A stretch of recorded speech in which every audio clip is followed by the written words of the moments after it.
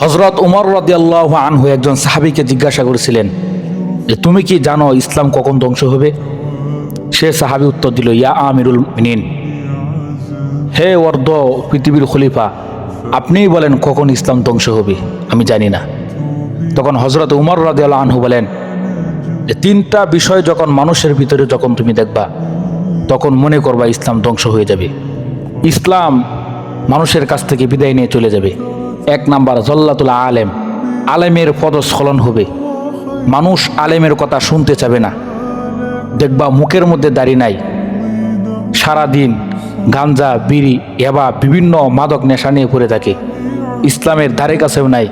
এই সমস্ত লোক সে নামাজ নিয়ে কথা বলবে, রোজা নিয়ে কথা বলবে, মাসলা মাসাইল নিয়ে সে কথা বলবে, তখনই মনে করবা যে ইসলামের পদস্খলন শুরু হয়ে যাবে। দুই নাম্বার, শাসক বর্গের পদস্খলন, প্রত্যেক রাষ্ট্রের মধ্যে খারাপ জালিম শাসক বসে যাবে।